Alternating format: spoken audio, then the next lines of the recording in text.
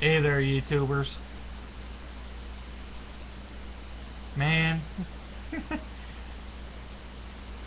I am going completely box nuts over this. I didn't realize when the guy who well, the vendor that I got this from shipped out the replacement that they didn't put my box down because I have a P.O. box. I should get rid of, on my primary address, I should get rid of the what's before it, so I'm guaranteed to get whatever replacements and everything, because I have a primary address and I have a shipping address. Well, apparently I didn't catch it until today when it goes undeliverable address returning to sender. I usually catch that. I didn't. So I'm gonna have to get a hold of this vendor again and get him to put the box down so I can get my product. It's just, I was so frustrated when I went down to get my new my new battery, and later on that night when I got home to come back and see that it's being returned to sender. Only because later on I checked, and when I realized the address he put down, he didn't put my P.O. box. If you look at the address that I have, it has my address, and then it has a box, and then it has numbers. If you do not put that box with them 4 numbers, I don't get the product. Now, a lot of the other sender, which is Wicked Labs, which I did get in today, and I got 120 milliliters of DIY stuff, which I got my juices mixed. This right here is basically the same mix that I just threw together out of what was left over from my very first order. I got it mixed pretty well. I think I have it a little heavier on the root beer, but it's vapeable. I'm vaping it already, even though I just made it. I got my Mountain Dew, my Juicy Fruit, and my Sweet Tart. Well, Sweet Tarts. You know, I did get something good out of it. I got my DIY stuff. I got my new Lorlock style syringe. It's not a Lorlock. The only reason why I know is the package it came in. This is a medical syringe, and on the side of it, it says discard after use. That's pretty cool that they're using medical. And then the 3 milliliter, and what I told you I was going to do with the Scotch tape, I already did to this 10 milliliter. So no matter how hard I rub on these numbers, they're not going to rub off. I also did the same to the 3 mil. No matter how hard I rub on these, they're not going to rub off. That way it's a more durable and reusable syringe for my mixing. Now the original 10 milliliter Lorlock that I have, I'm most likely going to use it for you know, stupid stuff. Maybe, I'm not sure what I'm going to use it for. Maybe I'll use it to refill C2s or C3s or something that needs a syringe to fill, because I got the 20 mil, well, 20 gauge needle just for that.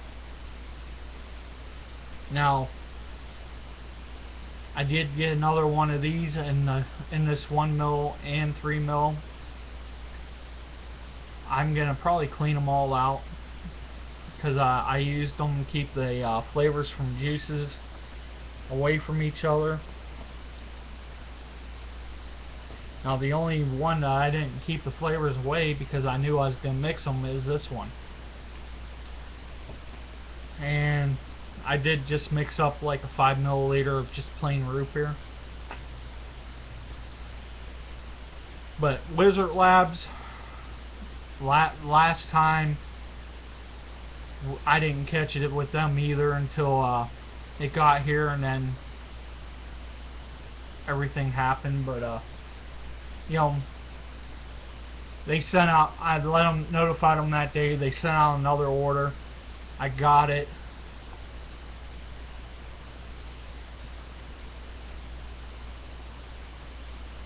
Right now, I am vaping my freshly made, root beer plum Kool-Aid mix, which is a little bit heavier on the root beer than my original throw together of it. I wanted to try it. I gotta let it steep, but it actually turned out to be pretty good.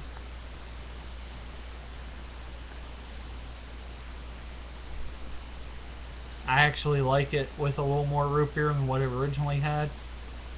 So I actually made a fairly good thing just out of remembering what I threw into this little bottle and upping the dosage of the Kool-Aid, which I used almost every bit that I had left. I might have to throw what's left in here in that just to give it a little more oomph to it.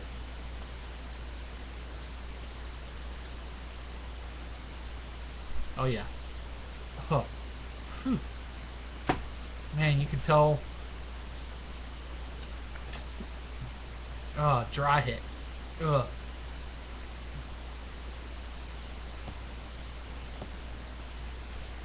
But thank God I did, I do my quick little labeling. I have Irish cream with the Kool-Aid in it, which is in my dual coil 1.5 ohm.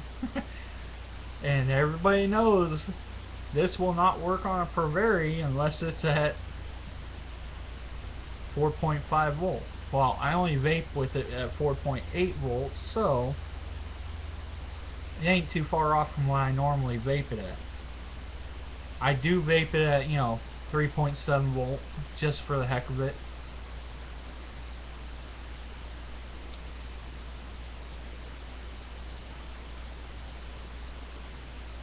I just don't get the vapor from it that I like. But I do vape it on my smaller devices just to vape it. Now, my last video I showed you guys that I've redone this, and actually it had a misfire and everything. Pulled the switch apart again and redid it again.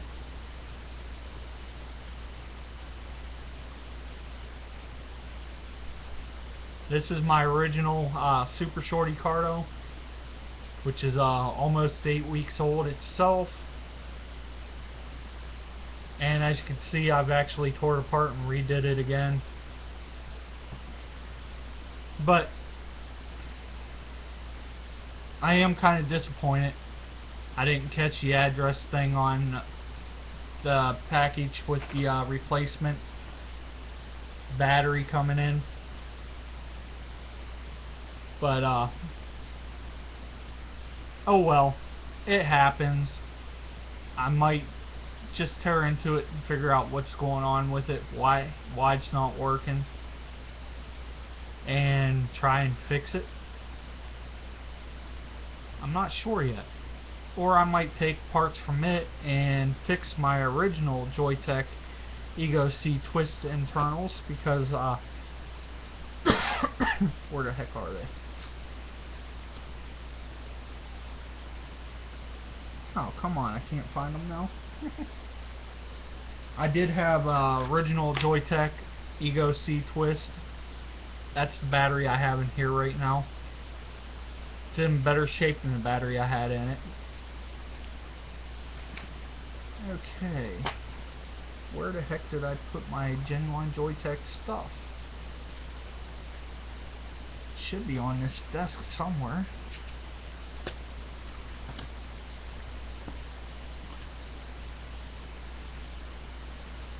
But it's here somewhere. I just don't remember where I put it.